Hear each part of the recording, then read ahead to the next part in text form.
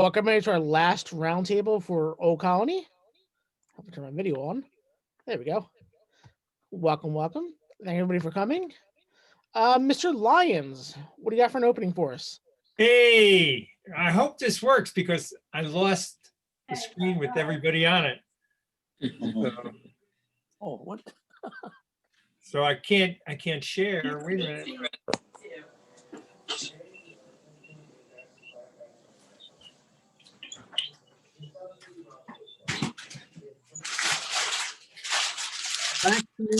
There we go. All right.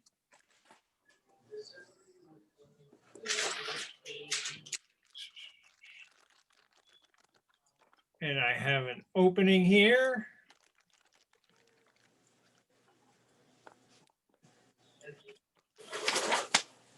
That's what it's all about. No. So, regardless of how you do it,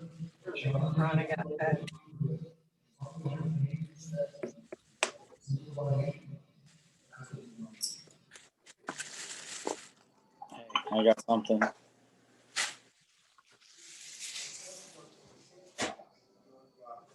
You did good, kid. Yeah, but it's not done. I still have to submit to council and pay for it, and I'm waiting.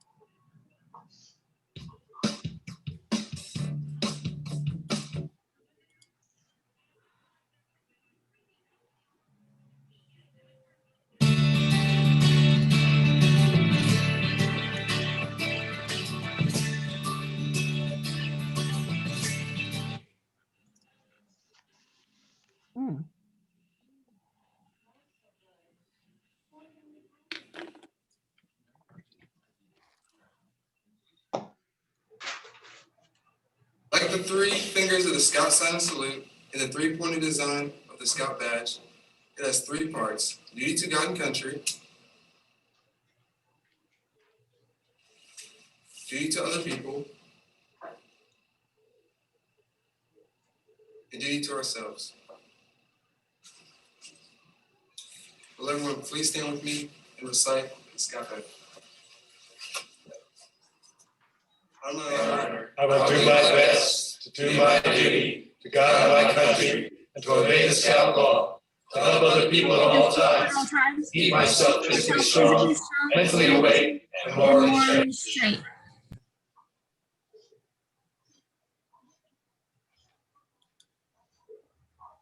Okay. We are open. I had a complete ceremony there and I must have typed the wrong link. It went the wrong place. I apologize.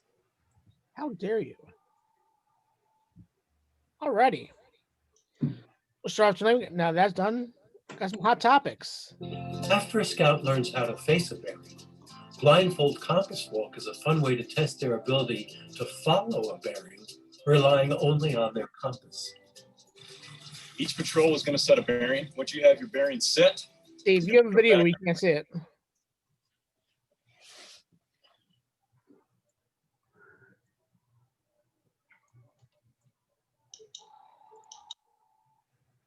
Who's got hot topics?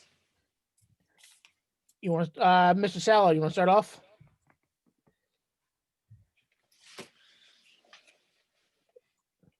All right. Dave Salow, where you at? Hi, I'm Herb. Oh, sorry about that. All right. A couple of things I just want to talk about is rechartering, unless Bob Hayes wants to do more about that. It's at every time of the year when we need to recharter all the units. We will have commissioners next week available at the United Methodist Church in Mantua to help any leaders who have questions or need help with their charters. We'll also be accepting the charters at that time. The important thing that Bob Hayes has told me is that when we turn the charters in this year, we need to make sure that the charter agreement is signed. We can submit the charters electronically, but the charter agreement must be signed, particularly this year with all the lawsuits and everything else that's going on. Bob, do you have anything else to add to that? Yeah, just, first and foremost, just make sure you're working with your commissioners, Justin, myself, to make sure it's accurate.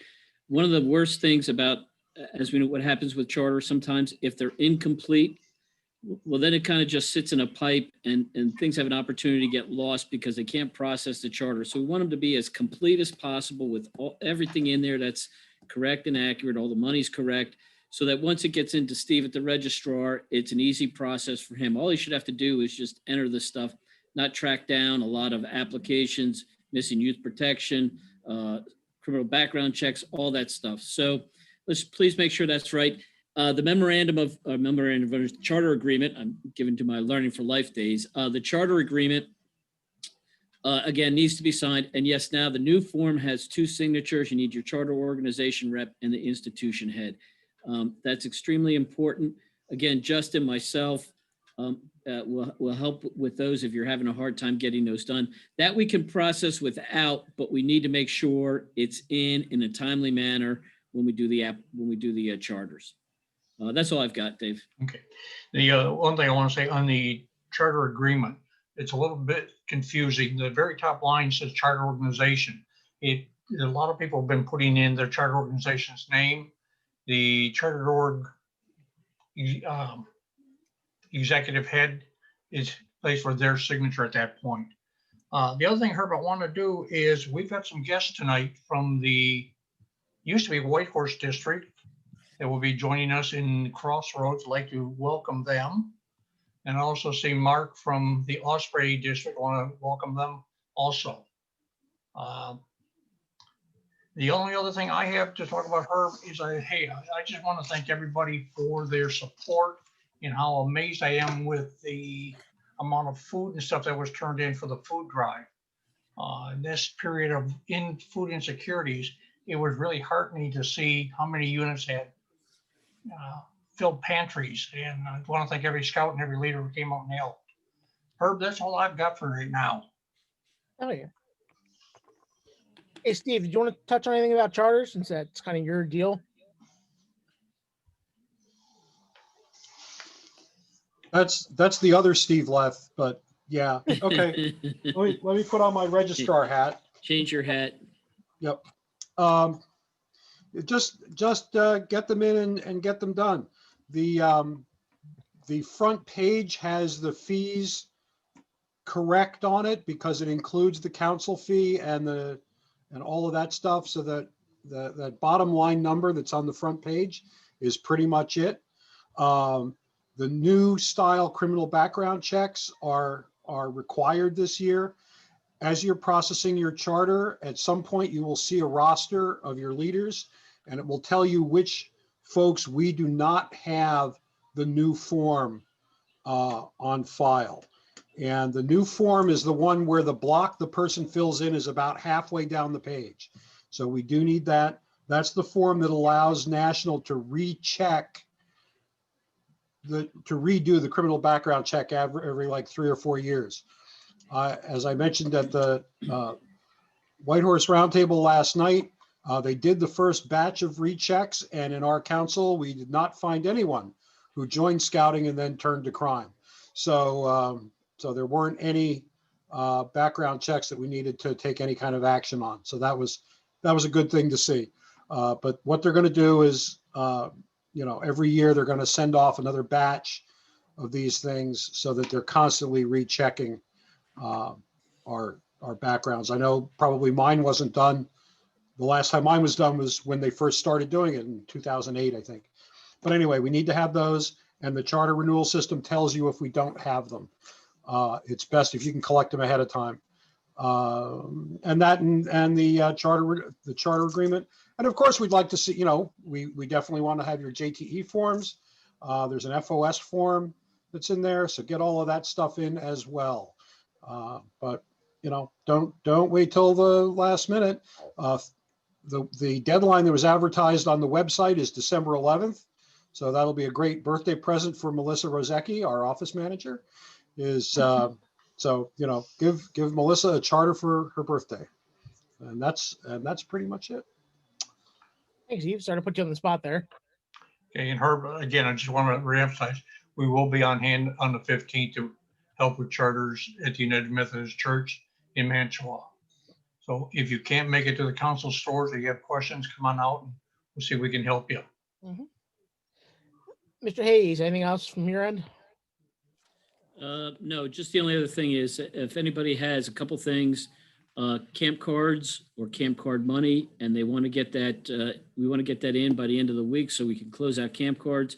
So if you have camp cards and you haven't turned them back yet, or if you sold some and you want to turn your money in, please let myself or Justin know. We'd be happy to make arrangements to get that from you.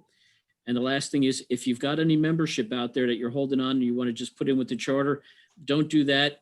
Let Justin and myself know. We'll be happy to come pick it up for you. It'll save you time on the charter, so you won't have to type those names in there, and we'll get them on the charter for you so that when you do your charter, it's already on there for you. So if you've got any youth applications out there and adult applications, any applications whatsoever, get them into us as soon as you can. Definitely. Thank you, Herb. Yes. All right. Next up, we have winter safety with Mr. Lyons and Miss Carol. Whoever would like to start off first. Dave, you're muted. He was muted. At least I can't hear him.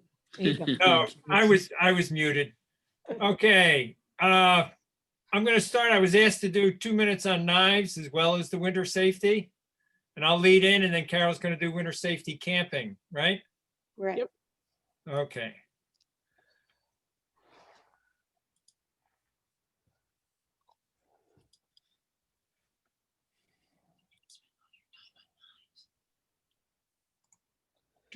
Why did it go to the second slide?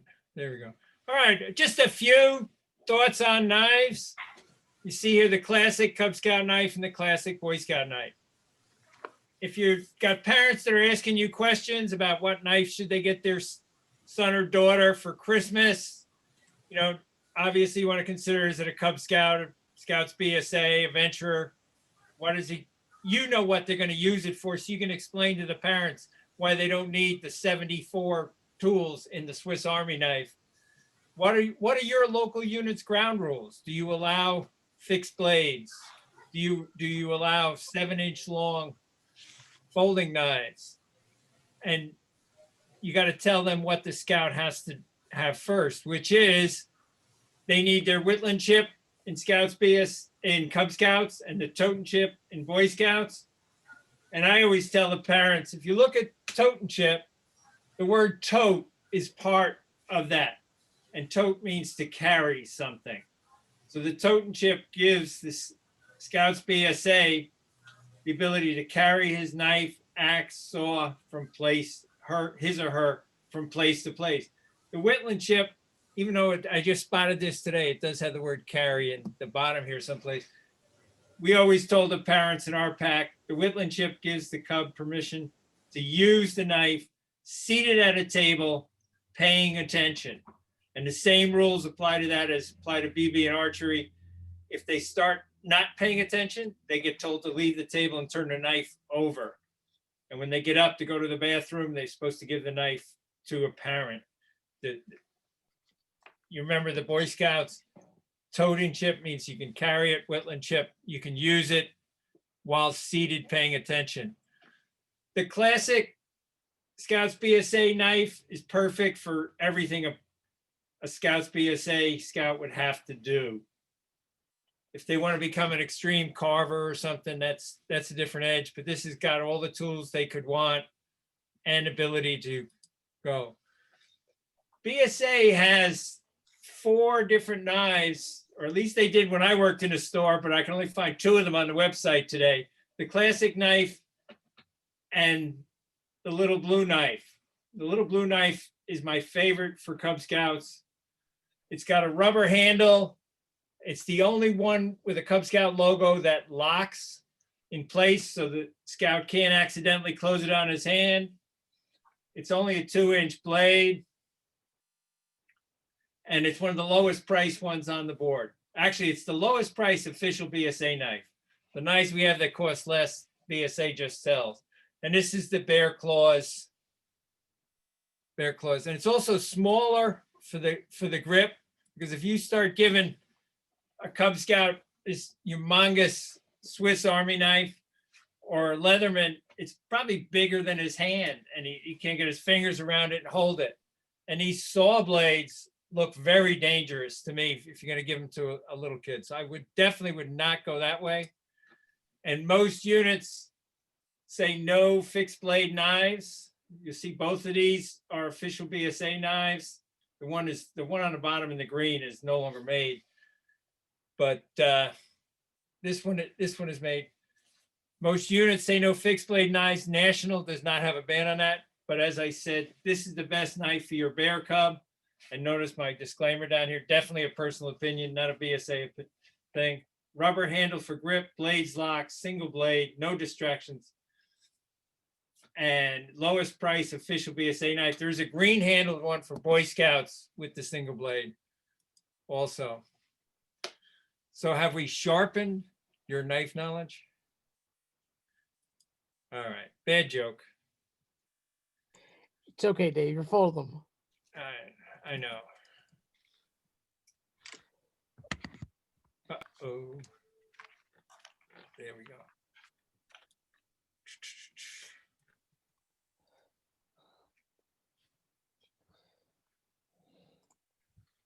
What's that? Oh, I want. Okay. Winter. Here's winter.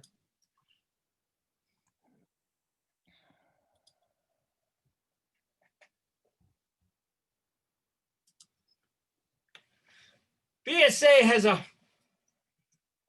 I'm not on share.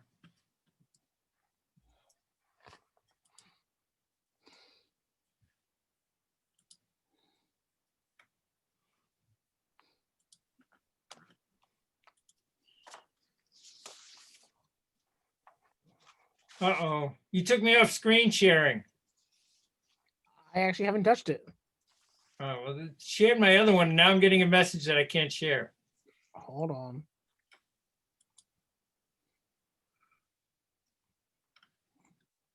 Let me try this. All right. Are you seeing my screen or not? I'm seeing a black screen, yes.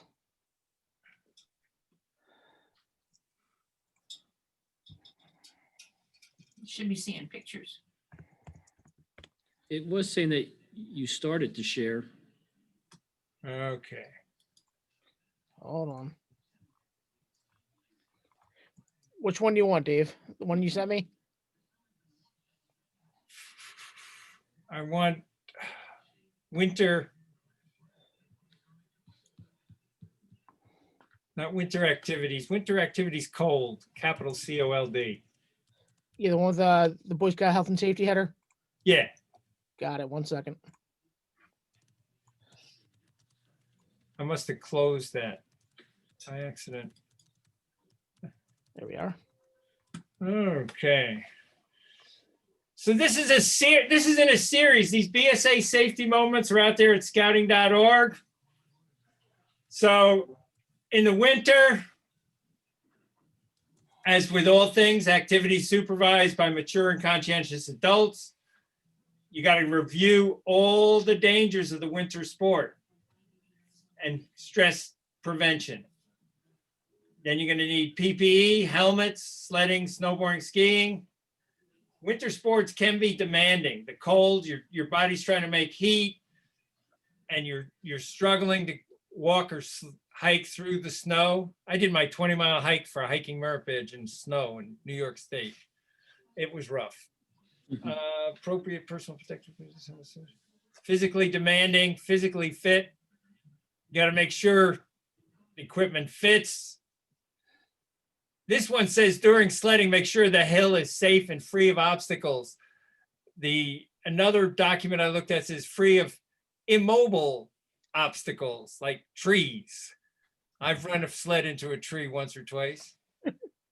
That explains a lot. And it keeps the sledding paths, you know, have them walking one way and coming back up on another path. And then before you start, you want to make sure everybody's bought into the rules. So winter is a rough time, can be a rough time, especially if we go a little bit north of here. I took my troop to Vermont a couple of trips for ski weekends, and kids didn't believe how cold it was and how much snow there was. Places in BSA you can go for other resources is your skating merit badge pamphlet and your snow sports merit badge book. Obviously the guide to safe scouting, BSA Scout Safely. Go to page 2, Herb. Got it. All right. This is an acronym I came across when I was a Scoutmaster. COLD teaches you how to keep warm. C is keep yourself and your clothes clean. Dirt and body oils, which build up on clothing, ruins the insulation. Avoid overheating, because then you're going to sweat and your clothes are going to be wet. You know, take your L, layers, loosen in layers, move your layers up and down. And D, keep it dry. Wet clothing sucks the heat right out of you. So just remember, if you remember cold, you'll be all covered for the other stuff. And then Kara was going to go into a little bit of detail on camping. Yes, now I'm going to share my screen.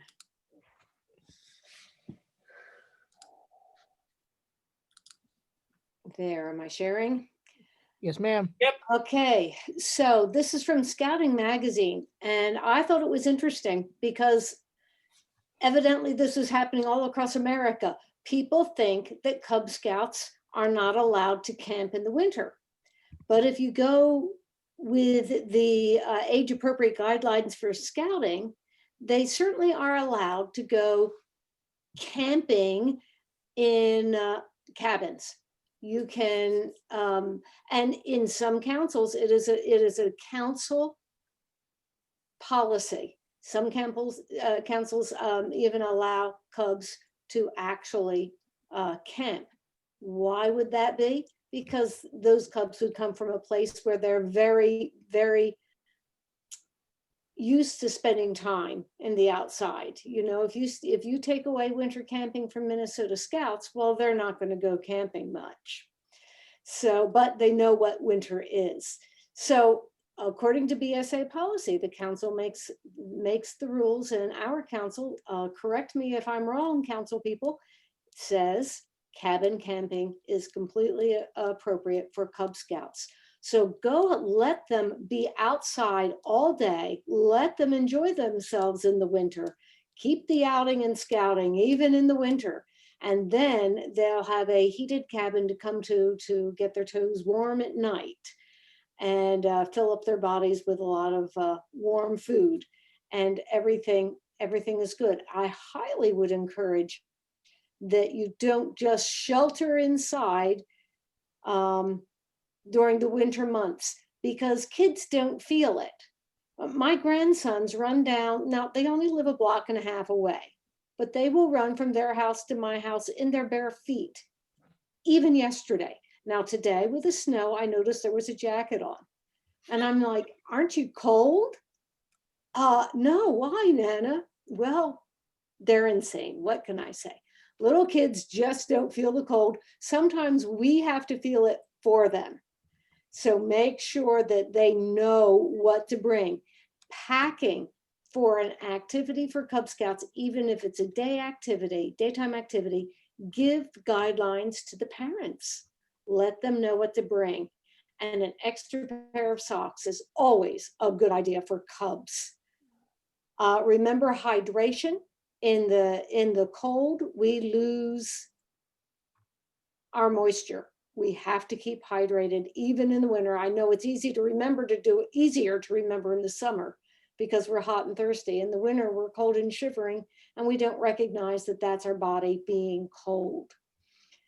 And here's the guideline: cancel or postpone if the forecast calls for any heavy snow or extremely low temperatures. It's not worth risking safety for having an activity.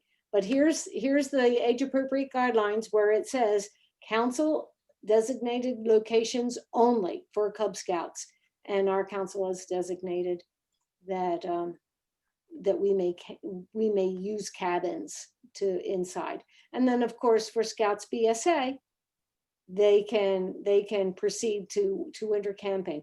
I'm not going to read you or show you everything that is on these documents. I've given them all to Herb, who will send the listings out to you so that you can look them up. But there were a few things that I thought were very interesting that I didn't know. I would have never guessed. Here's one. Wear suspenders instead of a belt, because a belt will cut you in half and cut off your heating. Well, yeah, that makes sense, doesn't it? But I would have never thought of that. Suspenders will hold up your pants and keep your heat flowing through your body. Things you may not know you needed, and this is particularly for Scouts BSA, rubberized gloves. Liquid fuel cooking stoves in really cold weather need rubberized gloves. If it's below 0, the fuel will still be liquid and can cause instant frostbite if you spill it on your mittens or your hands. So wonderful safety tip. And a headlamp. It gets dark fast and sooner in the winter. So keep in mind that even if you're going out for the day, make sure you have your headlamp to keep you warm. Lots of ideas when you're buying a sleeping bag for Scouts BSA. Make sure mummy bags are good because they're narrow, they're closer to your body. The closer to your body, the less time it takes to keep the sleeping bag warm. But if you're using a mummy bag, don't think that that means you don't have to wear a head covering at night. You should still wear your stocking cap, even in a mummy bag, to keep the temperature, keep the coolness or the heat from leaving the top of your head. Clothing material, cotton is awesome for the summer and awful for the winter. Cotton is your enemy. You want to avoid it. It will wick all of the moisture and keep it nice and close and lower the temperature. Whereas wool will keep you warm even if it gets wet. So synthetics are good and wool is good in the winter, especially when we're talking socks. You want to keep those feet really dry and really protected. Coolers. When you are out camping, we all know coolers keep things frozen, but did you know you can use them to keep things from over freezing too? So you can put things in a cooler that you want to keep at a moderated cold temperature. Right.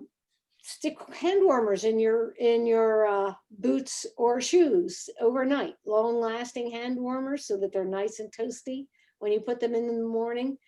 Some of us old ladies don't have a problem with that. We've known that for years. I've been keeping my Tootsies warm with hand warmers. It really works. Eat a high energy bar before you go to bed. It will keep you warm throughout the night. And if you didn't learn this the very first time you went camping, well, then you get a gold star. Don't sleep on the ground and don't sleep on air. It's cold. And that includes a cot, which is above the ground and just has cold air under it. Make sure that you have an extra layer of insulation, such as a foam mat. And I love this last one. Go to the bathroom before you go to bed. Well, duh. Who wants to get out of your mummy bag once you're finally warm? Winter camping is fun. It's doable. It's even practical. You can put on layer after layer after layer of winter camping gear. In the summer, you can only take off so many layers, but in the winter, you can just keep adding them to your warm. So it can be very safe. Make sure you have a shakedown in your troop and in your pack. You gotta have a shakedown so you know what the boys will be wearing. And it's a great idea for Cub Scouts to learn about shakedowns. Bring it the week before in your den meeting so everyone knows what you'll be wearing when you are going out for a day in the cold. Definitely. Anybody have any questions so far on that? When I was a scoutmaster, I used to be very disappointed on the cold weather trips when I had minimum number of scouts that signed up for it. I found out after a couple of years, the problem was the parents, not the scouts. Yeah. Parents didn't want to buy the cold weather stuff the kids would need for 1 or 2 trips with the scouts. So they didn't send their kids because they're buying extra boots and extra heavy coats and stuff for 1 or 2 scout trips was kind of out of their budget and stuff. So if you don't have people sign up, initially I blamed the kids. Then I learned it was really the parents not buying, not willing to get the stuff to allow them to enjoy it. Well, and you also want to make sure that they know exactly what stuff to get. You don't want that to be a reason. I didn't know what we needed. I wasn't sure what was good. So make sure that you have a parent meeting as well as a youth meeting before they begin cold weather camping. One thing I found personally, everybody raised by the Under Armour stuff. I found myself warmer with a regular, like waffle thermal, to be honest with you. That's just me though. Everybody's different. Yeah, that's right. Find out what works. Mm-hmm. Awesome. Any other questions on cold weather safety? Awesome. Now we're going to throw it over to our main topic tonight. Webelos to Scout transition. Always a hot topic this time of year. We'll start off some things with a quick intro video. Just give me 2 seconds here. Come on, there we go. Stop. Come on, there we go. All right, here we go. Most tenured scouting families first experience our program through Cub Scouting. A positive experience as a Webelos Scout family transitioning into Scouts Bsa will improve retention, which will help keep our program healthy. For the next few minutes of this roundtable breakout session, we'll offer some insights on welcoming Webelos into Scouts Bsa. Webelos will not automatically join your troop just because your pack shares the same chartering organization. So your troop must take the initiative in asking new members to join. Most Cub Scout families are not familiar with troop dynamics. So new families need to know how a troop functions and how it functions differently from a pack. In particular, that troops are youth-led and adults give guidance. Share with them that your youth leaders occasionally make mistakes, and that's all part of the development process. Here are a few action items to undertake with the help of your district membership chair and unit commissioner. Identify Webelos dens from packs in your area that can potentially join your troop. Plan a program of upcoming troop events that can be shared with the Webelos dens. Identify and train members of the troop to become den chiefs. Conduct camping trips and encourage Webelos dens to visit. Attend a Webelos den meeting to teach the Webelos how troop works. Invite Webelos and their parents to your troop meeting to see firsthand how your troop operates. We recommend conducting orientations in person or online with the family who's preparing to join your troop. The orientation helps reinforce your troop dynamics while setting expectations for the family and the new scout. The orientation for new Scouts Bsa parents offers a good resource for conducting that session and can be found at the link on the screen. The Welcome to Our Troop customizable document provides another resource to help families remember the orientation details and connect with troop leadership. Conducting a Scoutmasters Conference with Webelos provides another great way to discuss topics such as the meaning of the Scout Oath and Law, the Advancement Program, troop camping, the patrol method, summer camp, and of course, personal equipment. Your troop is unique, even though we all have the same mission and aims. Your troop dynamics are different in terms of where and when you meet, your code of conduct, and the nature of troop leadership. Sharing these traits with new potential scouts and their families will increase their comfort with the transition.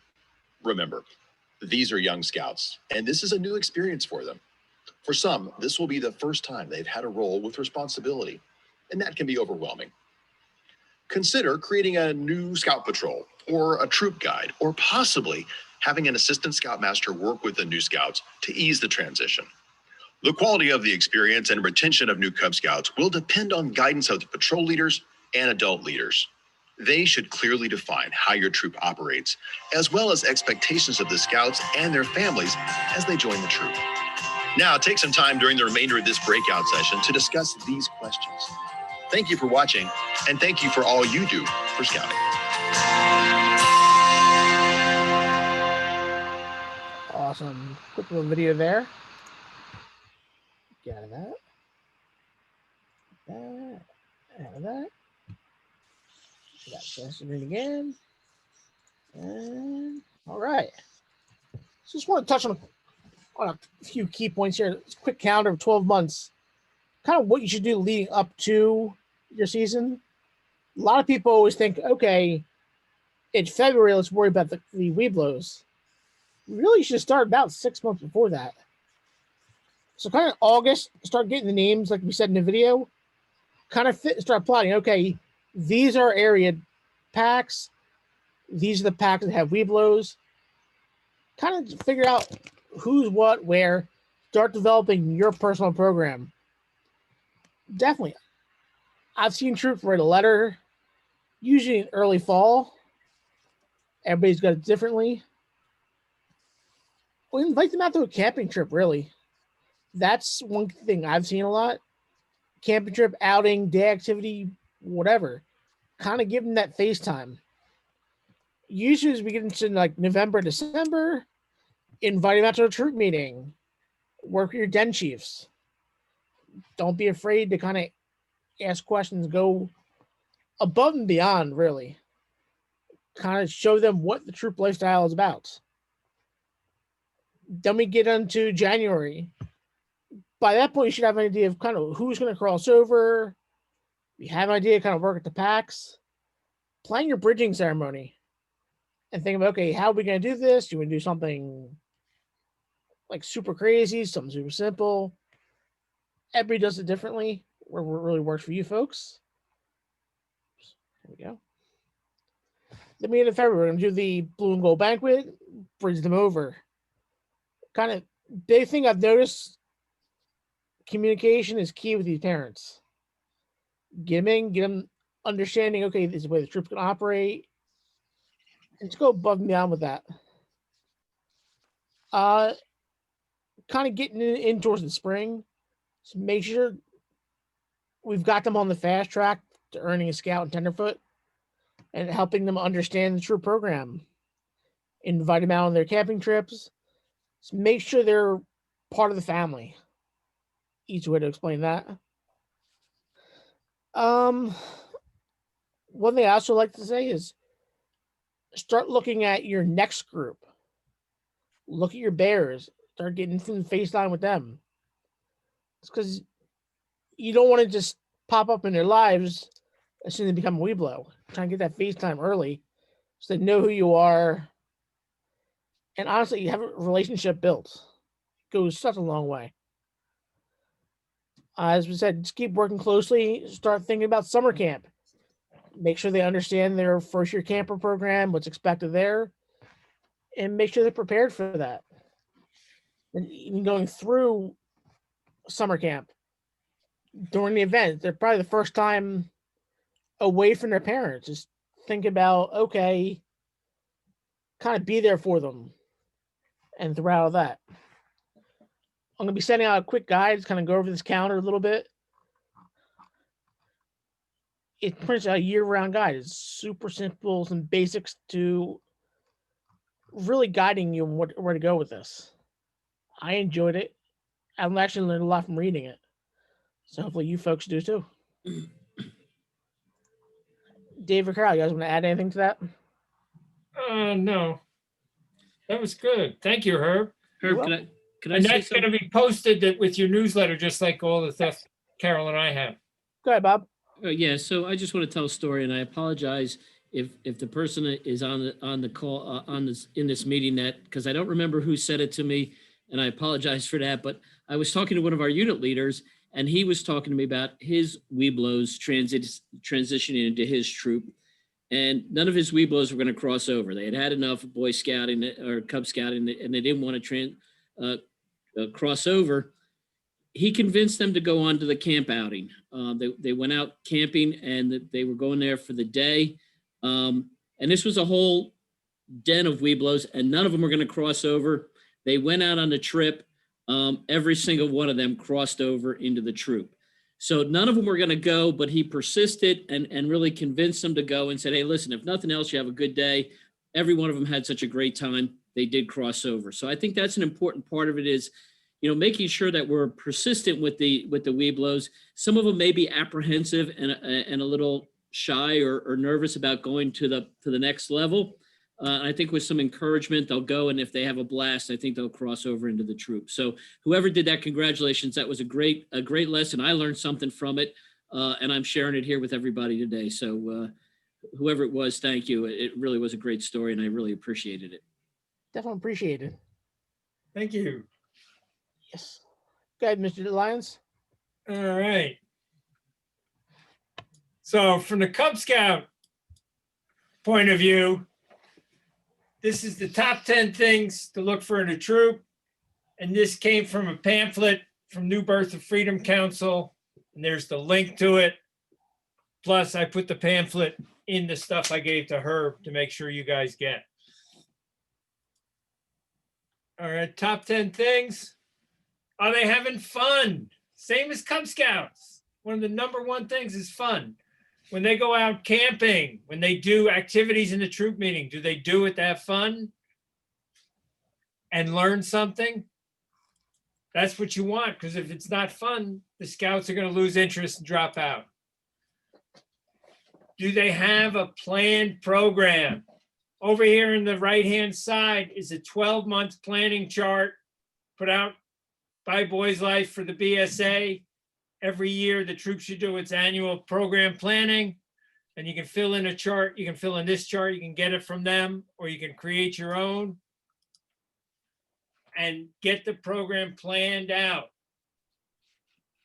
What you're doing, which months, and so forth. And that input has to come from the scouts. This is not Cub Scouts. We don't determine what the kids do. The kids tell us what they want, and we make sure that what they want is part of the program. Adult leadership. The troops should all have trained adult leadership. And the patch on the left that says train, look for that. When you visit a troop, see if the Scoutmaster has a trained patch below his Scoutmaster patch. Does the assistant Scoutmasters have trained patches? Everybody, all the adult leaders should have a trained patch. And youth leadership.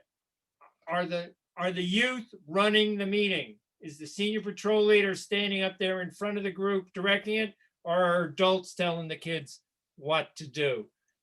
The program is set up to have the youth elected and do the leading. The troops should be running troop leader training, then sending their kids to NYLT, which is the other patch. And then if they want, they can go to NAIL, which is the patch I have on my shirt pocket tonight, is the advanced course at Philmont and Summit. But look for those signs that they do training. And again, as I said, is it a scout-run troop? The whole philosophy of scouting is for the scouts to run the troop. The adult leaders provide the guidance. The weekly meetings, troop campouts should be planned and executed by the scouts. Do they use the patrol method? Is it one big group, or they have smaller groups of 8, each with names? My one patrol when I was growing up, we were the Mustangs. We created that name in spring '64 when Ford came out with the car. But we were the Mustangs for a while. I've been in lots of different names. Patrols are teams within the troop. They compete against each other. They compete against patrols and other ones. It's where you get your team spirit and so forth. Patrol method isn't a way to run a unit. It's the way, the only way to do it. Weekly troop meetings are the norm in scouting. They should have a calendar for the year with the dates of all their meetings established. and they should be in uniform. The field uniform is an important part of scouting and should be required in troop functions, ceremonies, and so forth.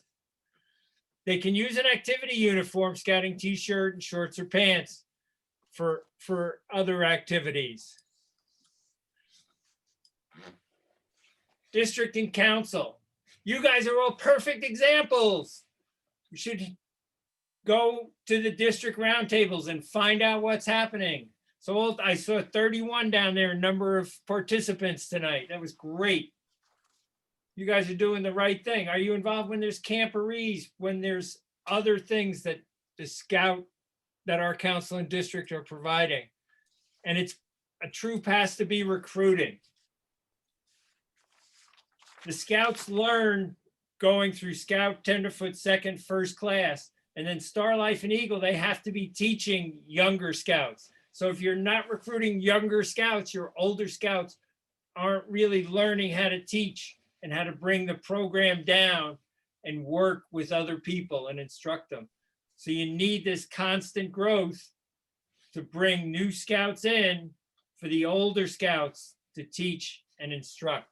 So see if you see that happening when you visit a troop meeting. Thank you. All right, I'm going to talk a little bit about the transitioning and how that affects den leaders, cub masters, the leadership. Now, I read an article from Crosswinds Council that said that 35% of all Webelos do not register with a troop. I don't know if that's just in their council or whether that's nationwide, but that is appalling. And why does that happen? Why do we spend so much time talking about Webelos to Scout transition? My guess is that that is happening across the nation, or numbers similar to that. And we can stop it. We really have the tools to stop it. And I want to talk to Webelos den leaders. Now, I've been a Webelos den leader for many years. And let me tell you what the key to success is in transitioning your kids. I'm sorry to say it includes extra work, but that extra work can be given to the entire pack, to pack leadership as well. To transition a Webelo properly, you need to understand the patrol method. You need to not just hear patrol method and say, oh, good, that's something I don't have to think about. That's Scouts BSA. Those youth worry about it then. I don't need to worry about it, because we do need to worry about it. As Webelos leaders and Arrow of Light leaders, we need to know what it is we're preparing the boys to do. There's an activity that the Webelos do that I love it. I love it. The first time I read it, I said, oh man, this is well, frankly, it sounds a little bit boring because you're sitting still and you're sitting inside, you're not outside. And that is developing your den, your Arrow of Light den, into a pseudo patrol, if you will. You need a den cheer. You need a den name. You need a den yell. And I thought, well, I don't know how excited the boys are going to be about it. They love it. They're thrilled with it. I can talk to boys who are Eagle Scouts and say, hey, do you remember when you were in Arrow of Light with me? Do you remember what your den name is? And most of them do remember. This meant a lot to them. Then in that same activity, you do things like, that's where you learn your Webelos knots, how to tie a bowline and stuff like that. While I'm sharing screen again, while you're learning those knots, why don't you learn what you're going to be doing with them? Get the boys excited. This is not about learning to tie a knot. This is just a small stepping stone into the other things that you're going to learn to do. We learn about camping and in camping in bad weather. Well, why not learn about, I'm sorry, I'm trying to blow this up. Oh, it's not going to blow up. It's going to stay little. Why not learn about why we have to know about camping in bad weather? Why not show them the excitement that they will have when they are Boy Scouts? While we're learning knife safety, ooh, here's another one. Bring out the pictures while you're learning knife safety. Is that the axe throwing? Can you see it? Show what the boys can do. The boys are able to throw axes. You can't, you're still Arrow of Light, but we're preparing you for greater things.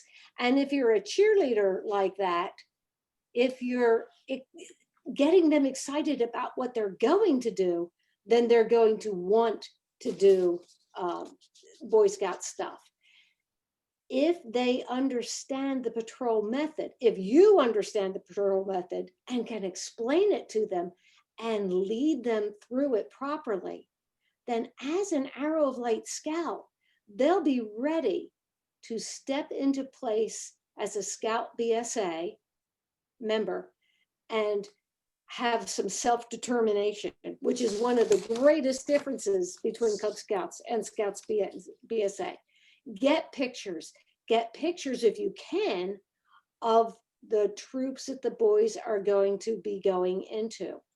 Yes, it's extra effort to get to know these troops, but we all of our Webelos go into just a handful of troops. So I'm not asking you to get to know every troop in Crossroads District, just the ones that surround your pack, the ones that your boys and girls are going to be most likely to graduate into. And if you know those troops, then you can pull a den chief, which is a wonderful little creation, to help you transition these youth and to give them friends that they already know. You can pull pictures, you can pull experiences. Did you know what Troop 55 did last week, boys? Troop 55 went caving in Pennsylvania. Get them excited about what their troops are, or potential troops are doing, and teach them carefully that what they are learning as a Webelos and as an Arrow of Light is to prepare them for bigger and better and even more exciting experiences. Now, the other trick is that we can't, just like with cold weather camping, we can't just prepare the boys. We have to prepare the parents as well. So get your parents involved. Have a parent night where you teach parents about what to expect. Maybe even a night where the parents can meet scoutmasters and assistant scoutmasters and get an idea of where their boys and girls will be going and who their boys and girls will be meeting with. And then the parents can be on board and they can be the cheerleaders too. Things that Scouts do that Webelos don't. Self-determination, number one. Playing with axes safely. Winter camping in tents, bigger knives, leadership positions. These are things that excite boys. Another thing that excites them is the OA. It gives them big eyes. Get the OA involved, maybe in your crossovers or just in a pack meeting. It's great entertainment for the blue and gold. Have the OA come out and the big eyes happen. And it gives them something to aspire to. Little people want to be big people. So show them what is in store for them. And then they'll be excited to transition. And we'll have, hopefully, we won't have 30% of our Arrow of Lights not registering. Any other thoughts that you have of things that have worked in getting your pack affiliated with troops, one or more troops, successfully? I have a couple of thoughts. I know I'm the new guy, but I have a couple of thoughts. One for troops and one for packs. What's I was that? talking to a troop leader earlier this week, and he was using the term Webelos 1 and Webelos 2. And I don't know if you were paying attention to Carol. She was saying Webelos and Arrow of Light, which is what we used to call Webelos 1 and 2. So one of the things that would be a good thing for troop leaders to do is get a hold of a Webelos book, a current one, and take a look at it and be familiar with the program, so you know what the Webelos and the Arrow of Light scouts are doing and how their program's put together and how that is designed to transition into the troop. So that's one. The second one is for pack leaders, and that is, Herb laid out the process of how it's supposed to work from the troop side. It doesn't always work that way. So from the pack leader side, from the Webelos leader side, don't wait to be asked to the dance. You can reach out to the troop leaders too and get together and start that communication and start that process going. Okay, so every now and then the troop leaders need just the tiniest bit of a nudge to be reminded that, you have Webelos for them. So like I said, if you're a cub leader, don't be shy about finding a home for your Webelos. So those are my two thoughts.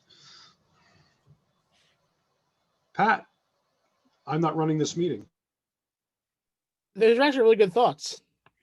Okay. Also, from a Webelos leader point of view, who has to be aggressive to go out to the troops, not the other way around, the pack and the troop have already made their calendars for the year.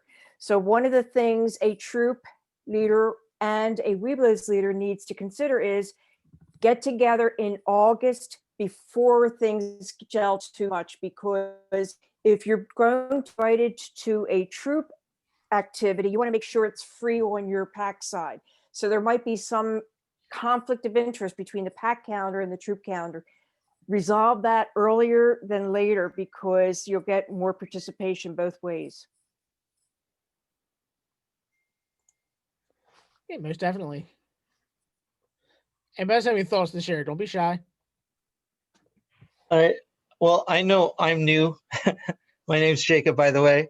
Everyone calls me JJ if that's easier for you guys. But the one thing I've noticed is being a commissioner in the Whitehorse District, and a couple of troops I've been visiting when they've had the bridge over, or they've had a visiting pack or Webelos group to a troop, is it's very evident if you don't have a plan. It's very evident if the scoutmaster is running the meeting, because what happens is basically boys or girls scouts end up or potential scouts end up running around, don't know exactly where to go, or the parents are there, and since the scoutmaster is busy running the meeting instead of the SPL like it's supposed to happen, the parents end up kind of standing off to the side by themselves, wondering what the heck's going on, because they're sold one thing as the troop is scout operated, and then they see another, and then they may have questions. There's been a couple times where I've been at a meeting when they had visiting Webelos, and I ended up talking to the parents and telling them about the program, rather than the scoutmaster or assistant scoutmaster being with those parents, being able to educate them on the program and get them to understand. So it's very important that you have a plan, that everyone knows the plan, and the scouts are running the meeting, because Webelos, they're used to mom or dad running the den, and they've been sold this whole concept of, hey, when I become a scout, I get to be a leader. If they don't see that, you're going to lose them. I appreciate that, Jay. Hey, one other thought. Unless I'm on mute. No. No, you're One fine. other thought is a person, if you're having the Webelos in for that troop meeting, if you have a membership person or specifically the new member coordinator position filled, get that person, make sure that person is there so the membership person can talk to the parents and not necessarily have to take the scoutmaster. This SPL should be running the meeting, but the scoutmaster's got other things he could be doing, but make sure you have a designated adult there to talk to the parents. Definitely. Agreed. I touched on communication earlier. You guys see what kind of communication I do to you. A lot of parents have heard complaints from overall the units. They come and look at a pack or a troop or wherever. They'll come to me and then they never hear from the unit leader again. Unless we're following up with these parents, we don't have a chance to try and get them. Something as simple as a phone call, text, email, something is helpful. I try to follow up by email first. If I don't hear anything back, then I'll reach out by phone or however the parent tells me their preferred method of communication. That's one thing I do like to ask in my initial meeting. Every little bit helps, honestly. If you see them in the grocery store or something, hey, how are you? Something like that. How's everything going? It goes a long way. So yeah. Anybody have something that they'd like to share?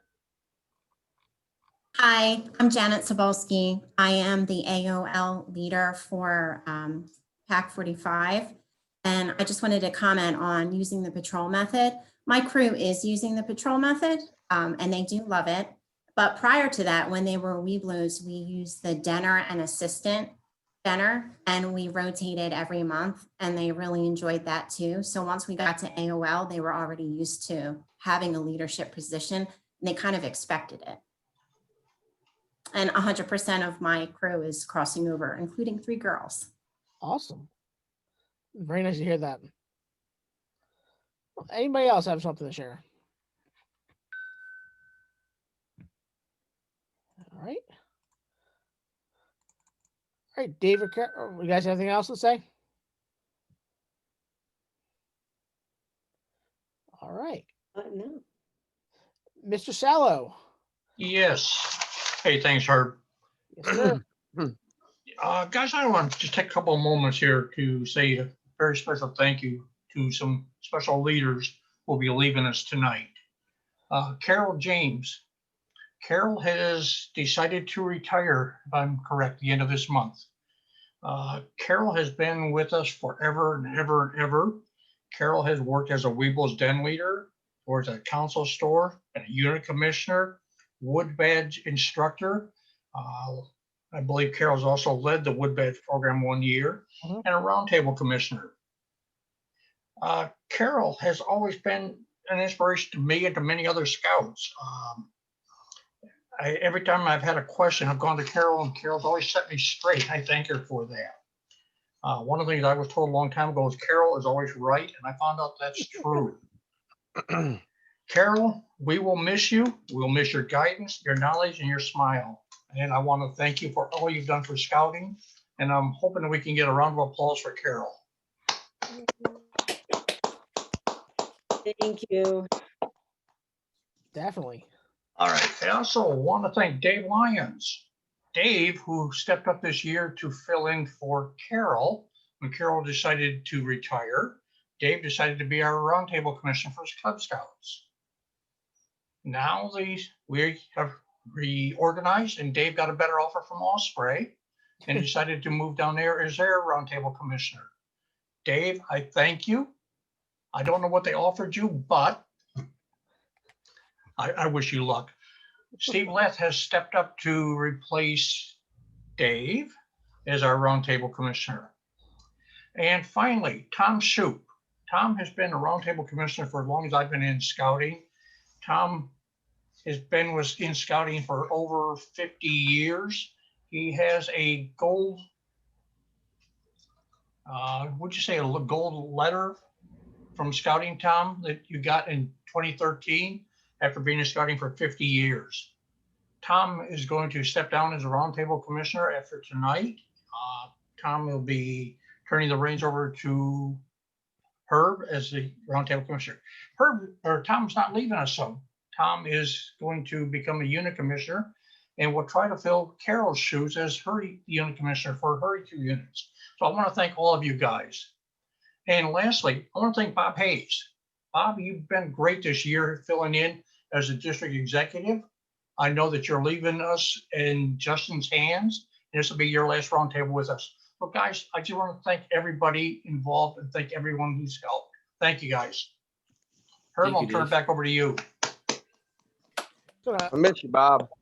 I want to echo Dave's words for a second, is I've been scouting for longer than most people realize, if you include my youth time. I've learned Carol, Dave, Tom, they've all had a hand in my upbringing, training me, and sharing the knowledge of what I've learned today. And that's something I can't thank them enough for. Is like, without their leadership, I wouldn't be helping lead these roundtables and being that kind of go-to person for other unit leaders and a resource. So I appreciate everything you've shared. If you need an extra zero in your paycheck to stay here, I'll be more than happy to do it. Definitely. Cool. Bob, you want to start off? Have any closing announcements? I would just like to say thank you to all of you. I've enjoyed working with you once again. For those who worked before we had Mike Perry in the district, I've enjoyed working with all of you again. It's always a pleasure to be on the ground level doing really what scouting's all about, working with the units, working with the unit leaders. So it's been a lot of fun. The only thing I regret is that the COVID hit and I didn't get a chance to get out to as many unit meetings as I would have liked to have. But I thank you all, and I know that you're in great hands with Justin. And I'm not done, because I will still peek in from time to time, just because I've enjoyed all of you so much. I plan to kind of stick around and help in the district as much as I can. So thank you all. Definitely. And I just want to offer one final word to Carol, Dave, and to Tom, who's not leaving us, but to particularly Dave and Carol. You guys are always welcome to come back and help us and keep us straight. Thank you, guys. I have one other announcement from my end. I sent out an email over the past yesterday, just trying to update the communication list going into the new district. So please just take a second and respond. If you have not received it and you'd like to see your emails, please drop it in the comments box me below. I'll make sure you get added to our list. So I want to make sure everything gets to the correct unit leaders. Seems like every year people come and go and we don't find out about it. Anybody else have anything they'd like to say? I got here late. I apologize. I was talking to Doug Batinger. Are we going to be turning in our recharter at the church next week? Yeah, Nick will be there from 5 to 7 to pick up the charters. Okay. That's great. I apologize for being late. I had to work tonight. It's all good. Thank you so much. Anybody else have anything else? Any questions, comments, concerns? All right. Tom Shoup has a closing. Yes, he does. He did lose audio, so I wasn't sure. Tom, we can't hear you. All right. He closed his closing early. All right. He doesn't have it, so I'll take the reins on that one. I had one Scott mentioned a minute I want to leave you guys with. It's called Welcoming the Webelos. It won't be long for now before we'll be adding several new scouts to the troop. The Webelos scouts, who we will be graduating from Cub Scouting, it goes without saying that I expect you scouts to give them a warm welcome. How you treat them during the first couple of meetings and outings with us will determine whether they stay in the troop. If you ignore them, make fun of them, or haze them, some of them are going to drop out in a hurry. Remember that they're young, new to Scouts BSA. Some of them will look like some of you will look like giants to them, and if they are a little timid. they're going to be a little bit afraid of you because they're unsure. Think about how you feel when you first joined the troop. So I would like all of you, especially older scouts, to go out of their way to help the new kids. Perhaps each of you can be a buddy to one of the new scouts. Get them started right in scouting. If you can remember your days as a Weeblo, you'll remember Weeblos means we'll be loyal scouts. I'm sure graduating Weeblos scouts mean to be loyal to the troop. But loyalty is a two-way street. Our troop has to be loyal to them too, to make promises of scouting fun and adventure come true for all of them as for our older scouts. Let us all remember that and give them a warm welcome as they join our unit. And with that, wish you all happy holidays, and we will see you on the other side in the Crossroads District. Thank you all. Thank you, Herb. Great job. Thank you. Happy Can I talk holidays.